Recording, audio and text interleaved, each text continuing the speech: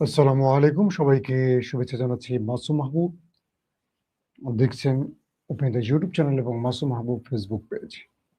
পৃথিবীর যে প্রান্ত থেকে যারা দেখছেন সবার জন্য শুভকামনা, ভালোবাসা। দর্শক, আপনাদের জন্য রয়েছে বেশ কিছু গুরুত্বপূর্ণ খবর। প্রথম যে খবরটি দিতে চাই সেটি হলো ইরান তার আমেরিকার মিত্রদেরকে নতুন করে হুঁশিয়ারি দিয়েছে।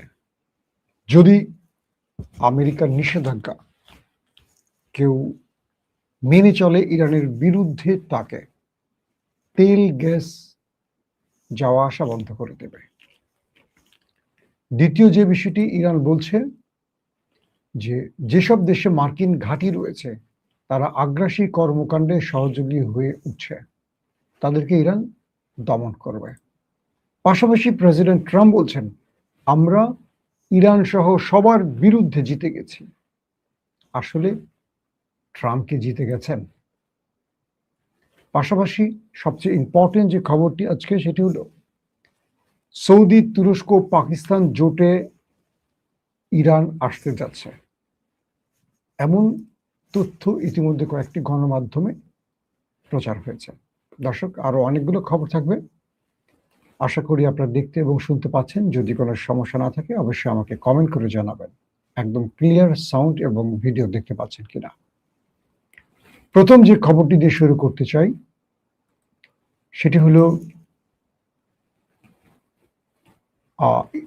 ইরানের গণমাধ্যম আজকে জানিয়েছে যে পাকিস্তানের সেনাপ্রধান ফিল্ড মার্শাল আসিম মনির এবং ইরানের পার্লামেন্টের স্পিকার মোহাম্মদ বাগের গালিবাফের মধ্যে একটি সাক্ষাৎ বা দুজনের মধ্যে একটি বিষয় আলোচনা হয়েছে এবং পাকিস্তানের সেনাপ্রধান এই মুহূর্তে ইরান সফরে আছেন। পাকিস্তানি সেনাবাহিনীর কমান্ডার ফিল্ড মার্শাল আসিম মনির ইরানের সংসদের স্পিকার মোহাম্মদ বাগের গালিবাফের সাথে সাক্ষাতে যেসব কথা বলেছেন সে বিষয়গুলো আমরা একটু তুলে ধরছি। তারা বলছেন, এই অঞ্চলের শান্তি ও নিরাপত্তা শক্তিশালী করতে পাকিস্তানের প্রচেষ্টার ধারাবাহিকতায় অনুষ্ঠিত এই বৈঠকে ইরানের শীর্ষ আলোচক গালিবফ ইসলামাবাদ সমঝোতা স্মারকের অধীনে যুক্তরাষ্ট্রের প্রতিশ্রুতি লঙ্ঘনের অসংখ্য উদাহরণ পর্যালোচনা করেন এবং বলেন, সমঝোতা স্মারকের পক্ষগুলোর প্রতিশ্রুতি বেশ স্পষ্ট এবং আমেরিকাই তার প্রতিশ্রুতি লঙ্ঘন করে ও এই দেশের অবিশ্বাসের আরো কয়েকটি কারণ তৈরি করেছে, যা এই দুই দেশের মধ্যে বা এই অঞ্চলে স্থিতিশীলতা নষ্ট হচ্ছে। ইরানি আলোচক দলের প্রধান জোর দিয়ে বলেছেন যে ইসলামী প্রজাতন্ত্রের চাপের মুখে নতি স্বীকার করবে না, অর্থাৎ আমেরিকার কোনো চাপের কাছে ইরান নতি স্বীকার করবে না, সেটি সাফ জানিয়ে দিয়েছে তৃতীয় পক্ষ পাকিস্তানের সেনাপ্রধানের কাছে। তিনি আরো বলেন, আমরা সমঝোতা স্মারকের শর্তাবলী বাস্তবায়নের চেষ্টা চালিয়ে যাচ্ছি। যুক্তরাষ্ট্রকে এই সমঝোতা স্মারকের অধীনে করা তার প্রতিশ্রুতি পূরণ করতেই হবে। অন্যদিকে ফিল্ড মার্শাল আসিম মনির বৈঠকে উল্লেখ করেন যে তিনি এই অঞ্চলে স্থিতিশীলতা পুনরুদ্ধারের প্রচেষ্টা অব্যাহত রাখবেন। বিষয়টি কি আসলে?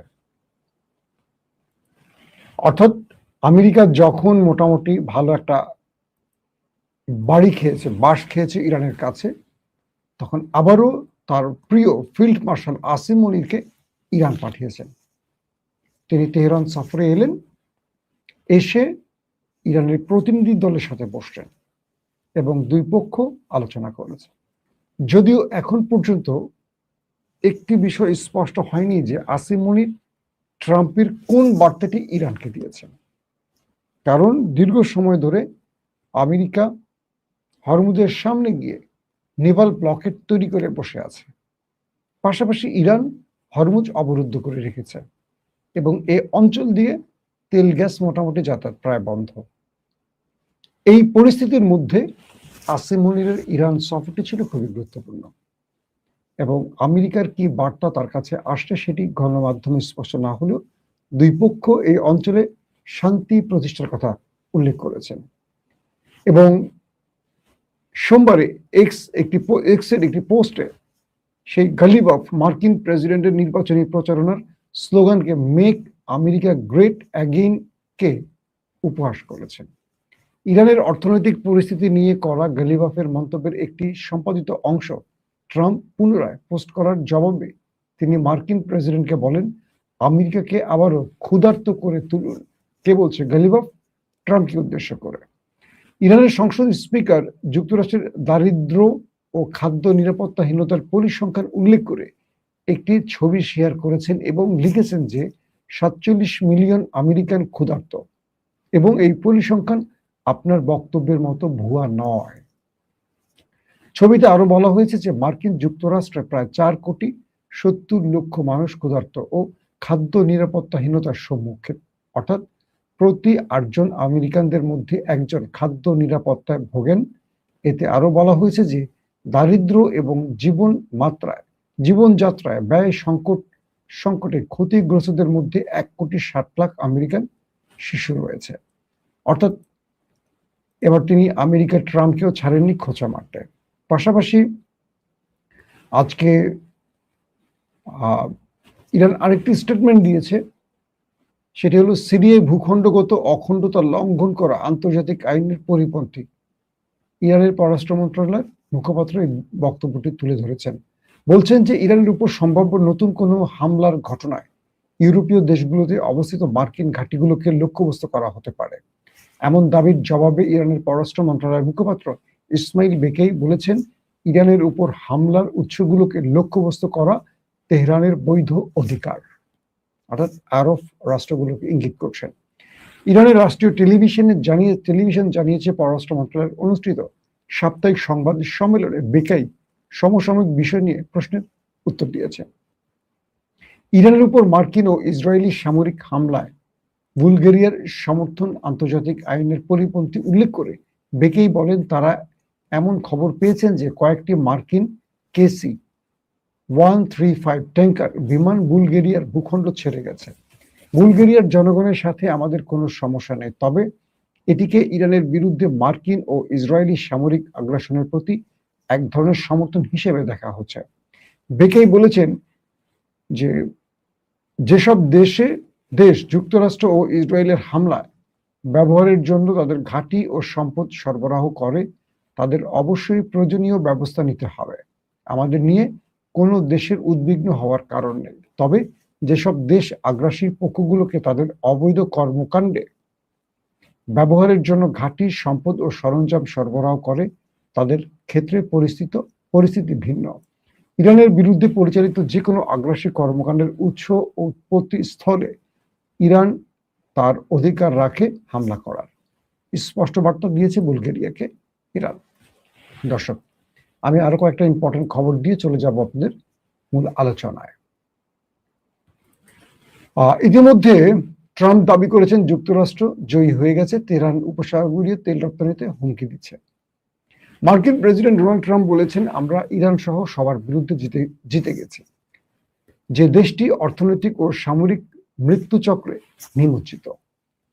হরমুজ প্রণালী পারাপারের জন্য ইরানের নির্ধারিত ব্যবস্থা লঙ্ঘনকারী জাহাজগুলোর উপর জরিমানা, আটক বা বাজেয়াপ্ত সহ বিভিন্ন নিষেধাজ্ঞা আরোপের বিষয়ে সতর্কবার্তা জারির পর এই দাবিটি করা হয়েছে।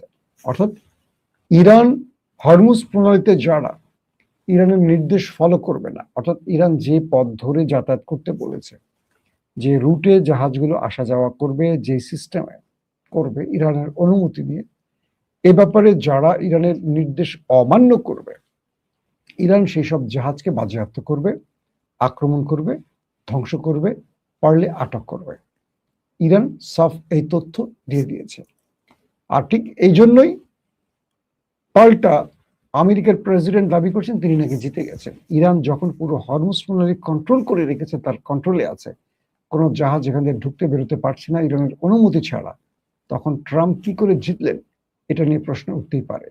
মার্কিন অর্থমন্ত্রী স্কট বেসেন্ট বলেছেন, ইরানের বিরুদ্ধে চরম অর্থনৈতিক নিষেধাজ্ঞা আরোপের বিষয়ে যুক্তরাষ্ট্রের প্রত্যাশিত ঘোষণার আগে ওয়াশিংটনের লক্ষ্য হলো ইরানকে টিকিয়ে রাখা, প্রতিটি অর্থনৈতিক জীবনরেখা ছিন্ন করা। বুঝতে পারছেন, ইরানের উপর এক ভয়ঙ্কর নিষেধাজ্ঞা আসতে যাচ্ছে, যে কোনো সময়, আজকালকের মধ্যে আসতে পারে। ঠিক তার আগে এই স্টেটমেন্টটি দিলেন অর্থমন্ত্রী স্কট বেসেন্ট।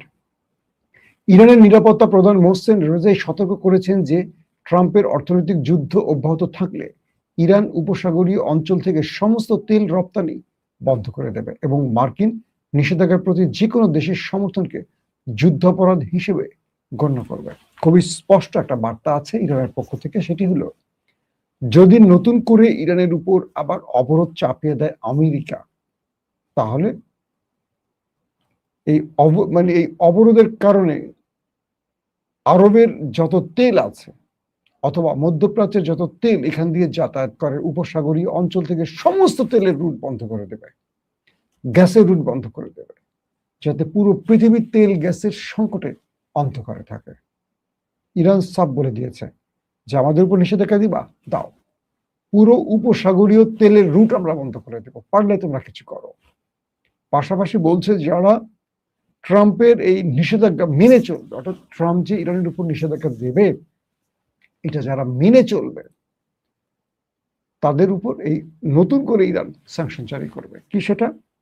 এই অঞ্চল দিয়ে তাদের সকল জাহাজ চলাচল বন্ধ করে দেবে, সেটা পণ্যবাহী হোক, তেলবাহী হোক, গ্যাসবাহী হোক, যেটাই হোক সেটাই ইরান বন্ধ করে দেবে।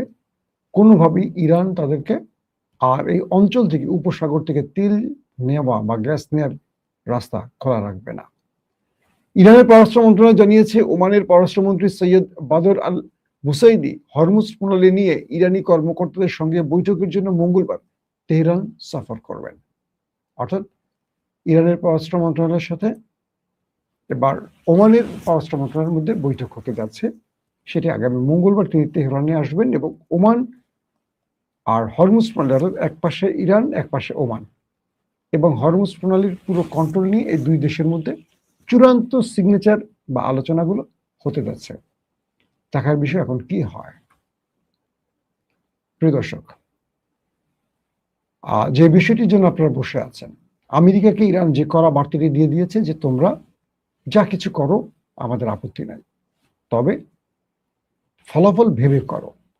যদি তুমি আমার উপর নিষেধাজ্ঞা দাও, আমি সকল তেল চলাচলের রাস্তা বন্ধ করে দেব। যদি তুমি বা তোমার নির্দেশ কেউ মেনে চলে, তুমি নিষেধাজ্ঞা দিবা সেটা কেউ মেনে চলছে, তাহলে তার জন্য উপসাগরীয় অঞ্চলের হারাম করে দেব, তার জাহাজ পাওয়া মাত্রই শুরু হয়ে যাবে। এখন আমেরিকা কি করবে? ট্রাম্প তো জিতে গেছে দাবি করছেন, তাহলে ঘরে ফিরে যান, তাই তো? দর্শক, পাকিস্তান এবং আরবের কয়েকটি আউটলেট দাবি করছে, গণমাধ্যম দাবি করছে, সৌদি, তুরস্ক, পাকিস্তানের যে সামরিক জোট বা ইসলামিক সামরিক জোট, এখানে ইরানকে আমন্ত্রণ জানানো হয়েছে। এখানে তুরস্কের পক্ষ থেকে মিশরকেও আমন্ত্রণ দেওয়া হয়েছে এবং ইরানকেও দেওয়া হয়েছে। কয়েকটি গণমাধ্যম এটি দাবি করেছে। যদি ইরানকে সত্যিকার অর্থে দাবি আমন্ত্রণ জানানো হয়, তাহলে কি আমরা বুঝতে পারছি এই জোটটি কাদের বিরুদ্ধে? তার মানে এই জোটটি হচ্ছে আমেরিকার সবচেয়ে কাছের বন্ধু, আমেরিকার মিত্র ইসরায়েলের বিরুদ্ধে। প্রথমে অনেকে বলছেন যে এই জোটটি বা সামরিক জোটটি হতে পারে ইরানের বিরুদ্ধে। তাহলে সৌদি আরব বা পাকিস্তান বা তুরস্ক ইরানকে এই জোটে নেবে কেন? পাকিস্তানের যিনি ফিল্ড মার্শাল আসিম মনির তার ইরান সফরটি এটিও একটি কারণ বলে দাবি করা হচ্ছে। অর্থাৎ পাকিস্তান চাইছে ইরানকে জোটে রাখতে, তাতে করে সৌদির সঙ্গে পাকিস্তানের যে দূরত্ব এটা ঘুচে যাবে, কারণ তারা নিজেরাই একে অপরের বিপদে পাশে দাঁড়াবে ঘোষণা দিয়ে এই সংগঠনটি বা এই জোটটি হচ্ছে। তাহলে ইরান সৌদি আরবের হামলা করছে না, বরং সৌদিতে কেউ হামলা করলে ইরান নিজের উপর হামলা বলে সৌদির পাশে দাঁড়াবে। তাই তো ন্যাটোর মতো তো এটি, ন্যাটোর আর্টিকেল 5 যে সিস্টেম বা নিয়ম, এই জোটটি সেই নিয়মই আসছে। তাহলে সৌদি আরব এখানে কি করতে চাচ্ছে? এক ঢিলে ইরানকে পাশে রাখছে বন্ধু রূপে, অন্যদিকে তার হুমকি দমিয়ে দিচ্ছে। আর ইরান কি করবে? ইরান তার শর্তে বলে দিয়েছে অবশ্যই মুসলিমদের যে কোনো জোটে ইরান যেতে প্রস্তুত, তবে আমেরিকা এবং ইসরায়েলের স্বার্থ সংশ্লিষ্ট কেউ থাকতে পারবে না, এবং এই জোট যেন আমেরিকা এবং ইসরায়েলের পক্ষের কোনো জোট না হয়, কিংবা এই জোট যেন আমেরিকা ইসরায়েলের স্বার্থ রক্ষাকারী না হয়। This is point. এই বক্তব্যটি ইরান সাফ জানিয়ে দিয়েছে কাদেরকে, যারা তাকে আমন্ত্রণ দিয়েছে। ইরান বলছে এই জোটে অবশ্যই আমরা আসতে চাই, আসতে পারি, কিন্তু এখানে বা এই জোট আমেরিকা ইসরায়েলের কোনো স্বার্থ রক্ষা করতে পারবে না। এখন এটা নিয়ে আলোচনা হবে, আরো পর্যালোচনা হবে। যদি ইরান এই জোটে চলে আসে, ধারণা করা হচ্ছে বাংলাদেশ এই জোটে আসতে পারে, যদি দিল্লির হুমকিকে তারেক রহমান সরকার ভয় না পায়, তাহলে বাংলাদেশ এই জোটে চলে আসবে।